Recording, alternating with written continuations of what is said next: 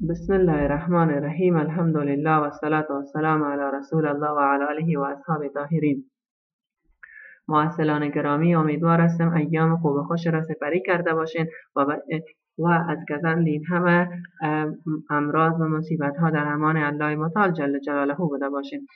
معسلان گرامی، میپردازیم به بحث تحت عنوان انواع جرایم بین المللی که در این من شما در جلسه هفته قبلی با هم جرایم بین المللی را تعریف کردیم، عناصر متشکل آنها را با هم درک کردیم و دانسته بودیم. حالا میپردازیم به بحث تحت عنوان انواع جرایم بین المللی. جرایم بین المللی در اینجا از لحاظ ماهوی یا از لحاظ موارد این که توافق دولت‌ها وجود دارد و آخری از لحاظ مفاهیم محتوایی با دو دسته تقسیم می‌شود که جرایم بین‌المللی ذاتی و جرایم بین‌المللی قراردادی، و یک نظریه سومی دیگری هم در این راستا مطرح می‌شود که جرایم تحت صلاحیت محکمه جنایی بین‌المللی میباشد. آیا واقعا این بحث جرایم تحت صلاحیت محکمه جنایی بین‌المللی از جامعیت برخوردار میباشد یا خیر؟ ما رو این مسئله با هم حرف بحثایی را خواهیم داشت. بعد از این مسئله با هم میخوایم و بررسی بپردازیم که جرایم بین‌المللی ذاتی و جرایم بین‌المللی قراردادی چی میباشند. خب معسلان گرامی، حالا با هم میخوایم بپردازیم و تعریف بحث تحت عنوان جرایم بین‌المللی ذاتی. جرایم بین‌المللی ذاتی را تعریف میکنند که ریانساک، دانشمند مشهور، در کتاب تحت عنوان درآمد بر حقوق بین‌الملل جزا تعریف میکند که جرایم بین‌المللی ذاتی عبارت از مجموعه‌ای از عملکردها، اقدامات و تحرکاتی است که ذاتاً طبیعتاً مورد نکوهش بشریت قرار داشته باشد، و یا به عبارت دیگر تعریف می‌کند که آن دسته از عملکردها، اقدامات و تحرکاتی است که به اندازه شدید و مدهش بوده باشد که وقوع آنها حتی به طور طبیعی و خودآگاه اذهان جامعه بین‌المللی را جریحه‌دار می‌سازد. بنابراین جرایم بین‌المللی ذاتی را تعریف‌های مختلفی در این راستا مطرح میباشد، اما تعریف جامعی که مطرح میباشد همان تعریف که ریانساک میباشد که بار دیگر برایتان تکرار میکنم. معسلان گرامی، جرایم بین‌المللی ذاتی عبارت از مجموعه‌ای از عملکردها، اقدامات و تحرکاتی است که ذاتاً و طبیعتاً مورد نکوهش قرار داشتن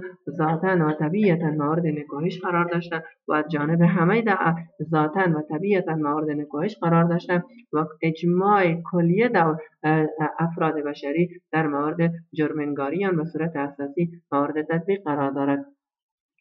جرایم بین‌المللی ذاتی معسلان گرامی قاید دو خاصیت عمده و اساسی میباشد. اول، اجماع کلیت بشر بر اساس قواعد حقوق طبیعی و فطری میباشد. بحث اول. و بحث دوم این است که احتمال ایجاد ضرر و خسارت در این جرایم به صورت اساسی و قراردادی مطرح میباشد. خب معسلان گرامی، وقتی که من شما با هم درک کردیم و دانستیم دیدگاه جرایم بین‌المللی، خصوصیات جرایم بین‌المللی ذاتی را، حالا می‌پردازیم به دیدگاه قواعد حقوق فطری در مورد جرایم بین‌المللی ذاتی. شما در مضامین مختلف شاید گاه با استادان مختلف هم روی بحث‌های روی حقوق فطری داشته باشید. می‌خوایم ابتدا مکتب حقوق فطری را برایتان تعریف کنم و بعد قواعد حقوق فطری را برایتان تعریف نمایم. مکتب حقوق فطری را معسلان گرامی تعریف می‌نمایند که عبارت از مجموعه‌ای از قواعد عبارت از حرکت علمی و حقوقی بودند که قواعد حقوقی را از قبل در بطن طبیعت نهفته می‌داند و آن را مبتنی بر عقل فطرت بشری می‌داند و بشر را بر اساس این قواعد ملزم مکلف می‌داند که باید در امور جامعه از اینها استفاده نماید. و اما قواعد حقوق فطری و طبیعی عبارت از قواعد و مقررات است که مبتنی بر عقل فطرت بشری بودند و همه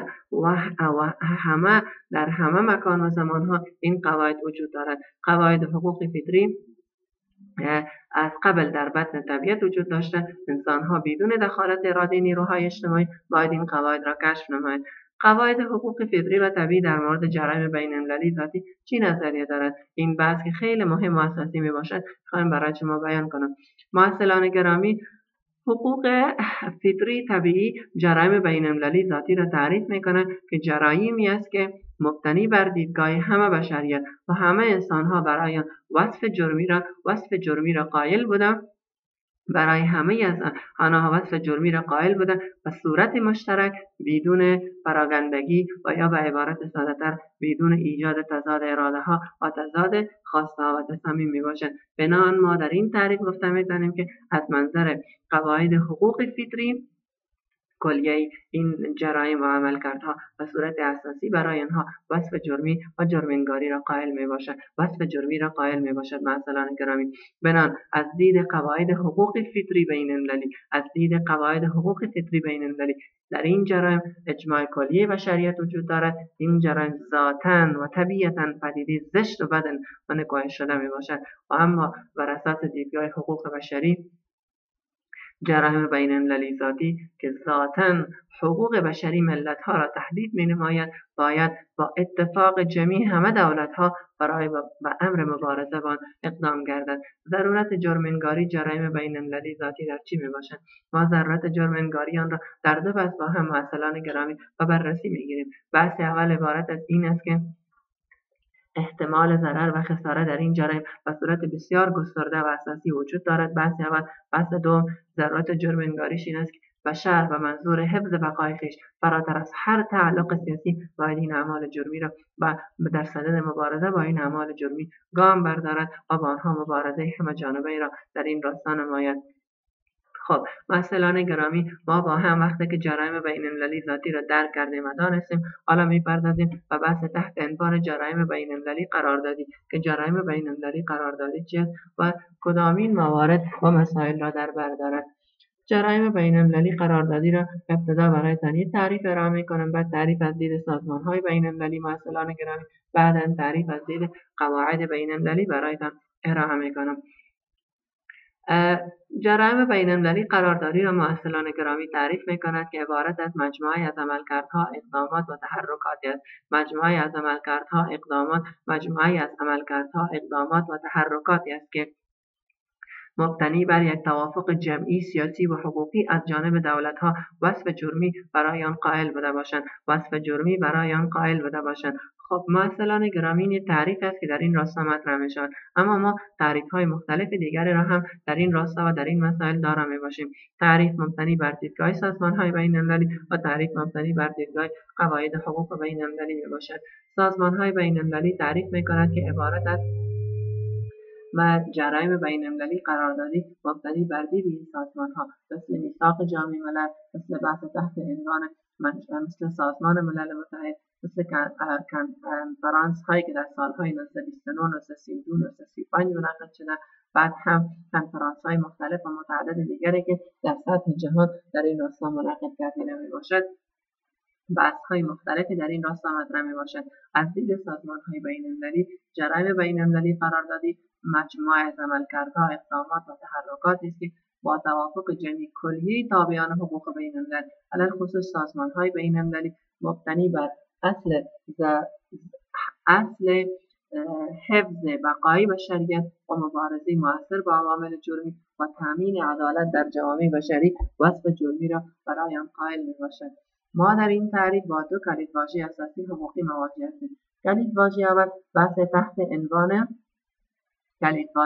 حقوقی، بحث تحت عنوان اجماع توافق جهانی، بحث دوم اصل بقای بشریت میباشد که با اینها را مبارزه با آنها میپردازد. بحث دیگری که اینجا مطرح میشود معززان گرامی دیدگاه حقوق، بحث دیدگاه مبتنی بر قواعد بین المللی میباشد که من برایتان به صورت نمونه ارائه میکنم. اساسنامه کنفرانس صلح وارسای تعریف میکند که جرایم بین المللی عبارت از چی است، یعنی منظور جرایم بین المللی قراردادی میباشد. اساسنامه کنفرانس صلح وارسای به صورت اساسی تعریف میکند که جرایم بین المللی قراردادی عبارت از مجموعه از عملکردها، اقدامات و تحرکاتی است که مبتنی بر دخالت دولت‌ها در سطح بین المللی و صورت مدهش و نکوهشبار یا توحشبار ارتکاب یافته و از جانب کلیه دولت‌ها مردود باشد، یا به عبارت دیگر تعریف می‌کنند که جرایم بین المللی قراردادی عبارت از مجموعه از عملکردها، اقدامات و تحرکاتی است که از کلیه دولت‌ها و تابعان حقوق بین الملل برای آن وصف جرمی را قائل باشند، مبتنی بر اصل ضرورت، نیازمندی جوامع بشری انسان‌ها و خواسته‌هایان میباشد. بنابراین این از تعریفی که مطرح میباشد از منظر اساسنامه صلح وارسای. اما معززان گرامی، ما با هم بحث‌ها و حرف‌های متفاوت دیگر را هم در این راستا دارا میباشیم. یک مثال نمونه‌زن دیگه هم برایتان در اینجا مطرح میکنم معززان گرامی، بحث تحت عنوان از این که دیدگاه جرایم بین‌المللی قراردادی را از منظر اساسنامه محکمه جنایی بین‌المللی نورنبرگ برایتان میخوام تعریف را بکنم که در اساسنامه نورنبرگ تعریف میکند جرایم بین‌المللی عبارت از مجموعه‌ای از عملکردها اقداماتی است که به صورت توحش‌وار و جهت تامین منافع نامشروع از جانب دولت‌ها و تابعان حقوق بین‌الملل صورت می‌گیرد که مبتنی بر قواعد از قبل تدوین شده وصف جبری برای آنها قائل میباشد. ما در این راستا حائز دو بحث یا دو دیدگاه میباشیم. محصلان گرامی، اول دیدگاه سیاسی میباشد، دوم دیدگاه حقوقی میباشد. از منظر دیدگاه سیاسی محصلان گرامی گفته میتوانیم که اجماع کلیه دولت‌ها در این راستا این است که اول توافق کلی دولت‌ها اصل ضرورت جرم‌انگاری هم به منظور تامین منافع دولت‌ها جلوگیری از جنگ‌ها زیست مسالمت‌آمیز میباشد. اما خصوصیات این را از منظر قواعد حقوقی و بررسی بگیریم. اول اصل ثبات حقوقی قواعد بین‌المللی ایجاب میکند که باید این جرایم مورد جرم‌انگاری قرار. اصل ثبات حقوقی چی معنا میدهد؟ یعنی معنای این است که قواعد از قبل تدوین شده باید مورد احترام قرار و زمان مورد احترام قرار میگیرد که این اعمال حائز وصف جرمی بوده باشند. دوم این است که محصلان گرامی به منظور تامین عدالت جنایی در سطح بین‌المللی به صورت اساسی و جلوگیری از ایجاد جنگ‌ها و هرج و مرج در سطح بین‌المللی کلیه دولت‌ها باید مبتنی بر قواعد از قبل تدوین شده برای اینها وصف جرمی قائل باشند. پس خصوصیت دیگر در اینجا این است که اتفاق حقوقی دولت‌ها از قبل در این جرم‌انگاری و بحث قواعد حقوقی آنها میباشد. اما ضرورت جرم‌انگاری این جرایم را ما از دیدگاه اساسنامه‌های محاکم جنایی بین‌المللی به بررسی بگیریم و تحولات جامعه بشری در دو محور به بررسی بگیریم. اول دیدگاه اساسنامه محاکم جنایی بین‌المللی. دیدگاه اساسنامه محاکم جنایی بین‌المللی که چرا این جرایم را جرم‌انگاری کرده است؟ اول ارتکاب پیهم و باربار این اعمال از جانب دولت‌ها جهت تامین منافعشان. دوم اصل تهدید بقای بشریت. سوم ایجاد جنگ‌ها به صورت خیلی گسترده در سطح جهان که نمونه‌های آن جنگ دوم جهانی بود که بر اساس محکمه نورنبرگ تشکیل شد. و اما تحولات جامعه بشری و خواسته‌های کلیه بشر و دولت‌ها ایجاب می‌کند تا با این جرایم به صورت اساسی مبارزه بهینه و لازم صورت بگیرد. هنگام این مبارزه بهینه و لازم صورت می‌گیرد که ما توانسته باشیم مبارزه مؤثر و اساسی را در اینجا داشته باشیم. خب از دید تحولات جامعه بشری بحث اول روزافزون بودن این اعمال‌ها، دوم بحث خواسته‌های بشریت، سوم اصل همدیگر پذیری کلیه این موارد باعث می‌شود تا بشر و اینها را برای وصف این اعمال وصف جرمی را قائل بوده باشد.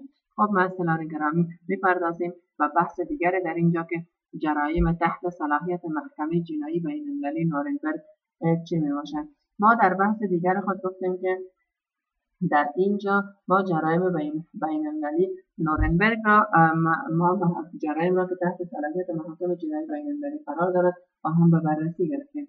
بنابراین در اینجا میخواهیم بحث دیگری را داشته باشیم که ابتدا آغاز میکنیم از نورنبرگ. محصلان گرامی شما در جریان قرار دارید به صورت بهتر و اساسی که بعد از جنگ دوم جهانی و پایان جنگ دوم جهانی در جهان حدوداً 5 تا 6 محکمه جنایی بین‌المللی تدبیر یافت. محکمه جنایی بین‌المللی نورنبرگ، محکمه جنایی بین‌المللی توکیو، محکمه جنایی بین‌المللی یوگسلاویا، محکمه جنایی بین‌المللی رواندا و محکمه جنایی بین‌المللی رسیدگی و جرایم در جنوب شرق آسیا که توسط خیمرهای سرخ در سالهای 1969 و 1968 و 1969 میلادی صورت گرفته. یعنی ما حدوداً 5 محکمه را داریم که هر یک از این محاکم جرایم مختلف را تحت کنترل خود دارا میباشد. ولی ما از اینجا کلیه 4 این محاکم را به بررسی میگیریم که محکمه نورنبرگ است، محکمه توکیو و محکمه یوگسلاویا میباشد. و این جرایم را با هم دیگر به بررسی میگیریم. خب محصلان گرامی میپردازیم حالا به بحث نورنبرگ که نورنبرگ چرا به این نام یاد میشود. نورنبرگ محلیت در جنوب شهر برلین که مقر فرماندهی دولت هتلر و آلمان نازی بود. برای از اینکه بعد از اینکه متحدین وارد شهر برلین شدند و بعد از اینکه دولت آلمان و ارتش آلمان تسلیمی بلاقید شرط خویش را برای دول متحد اعلام نمود، اینجا بود که اینا خواستند که اوج انزجار، تنفر و اوج بی‌عزتی و ذلت را برای آنها به نمایش بگذارد. برای افسران دولت آلمان محکمه را در این محل دایر نمود و برایشان بیان نمود روزگاری که شما از این محل فرماندهی میکردید، حالا در این محل شما را به پای میز محاکمه میکشانید. بدین جهت بود که این محکمه را محکمه جنایی بین‌المللی نورنبرگ نامگذاری کردند. محکمه جنایی بین‌المللی نورنبرگ نامگذاری کردند. خب حالا مثلا گرامی میپردازیم و بحث تحسین عنوان که محکمه جنایی بین‌المللی نورنبرگ اساس و مبنای فعالیت محکمه جنایی بین‌المللی نورنبرگ و کدام موارد برمیگردد و شامل کدام اجزا میباشد. محکمه جنایی بین‌المللی نورنبرگ مطابق معاهده 8 اگست سال 1945 میلادی و مطابق معاهده 8 اگست سال 1945 میلادی و قطعنامه شماره 25 مجمع عمومی سازمان ملل متحد و قطعنامه شماره 24 شورای امنیت سازمان ملل متحد و منظور رسیدگی به جرایم ارتکاب یافته سران دولت آلمان نازی در جنگ دوم جهانی تدبیر یافته است. این محکمه را ما چگونه تعریف کرده میکنیم؟ ما برای این محکمه چگونه تعریف ارائه را میکنیم؟ هرگاه مثلا گرامی من شما محکمه جنایی بین‌المللی نورنبرگ را با هم به بررسی بگیریم، گفته میتونیم که عبارت از مجموعه‌ای از دیوانها، عملکردها و اقداماتی است که مبتنی بر معاهده 8 اگست سال 1945 میلادی و قطعنامه‌های شورای امنیت و مجمع عمومی سازمان ملل متحد و منظور رسیدگی به عملکردهای سران دولت آلمان نازی در جنگ دوم جهانی تدبیر یافته است. تکرار میکنم، محکمه جنایی بین‌المللی نورنبرگ عبارت از مجموعه‌ای از دیوانها، عملکردها و اقدامات میباشد. مجموعه‌ای از دیوانها، عملکردها و اقدامات میباشد که مطابق معاهده 8 اگست سال 1945 میلادی و مبتنی بر قطعنامه‌های شورای امنیت و مجمع عمومی سازمان ملل متحد و همچنین نظریه تفسیری کمیسیون حقوق بین‌الملل مجمع عمومی سازمان ملل متحد و منظور رسیدگی به جرایم ارتکاب یافته سران دولت آلمان نازی در جنگ دوم جهانی تدبیر یافته است. خب مثلا گرامی، وقتی که من شما با هم درک کردیم و دانستیم که بحث تحت این عنوان که این محکمه را تعریف کردیم، حالا با هم می‌خوایم بدانیم این مسئله را بدانیم که این محکمه و کدامین اهداف ایجاد کرده است. اهداف این محکمه و کدامین موارد را در بر دارد. اهداف این محکمه را ما در 3 محور اساسی به بررسی می‌گیریم. محور اول عبارت از جنایت، عبارت از مجازات و محاکمه سران دولت آلمان میباشد. سران دولت آلمان و ایتالیای فاشیست در جنگ دوم جهانی میباشد. اول. دوم، اینکه وصف جرمی قائل شدن و تمامی عملکردهای دولت آلمان و تمامی اعمال و عملکردهای دولت آلمان که در جنگ دوم جهانی ارتکاب یافته بود. و سوم اینکه گفته میتونیم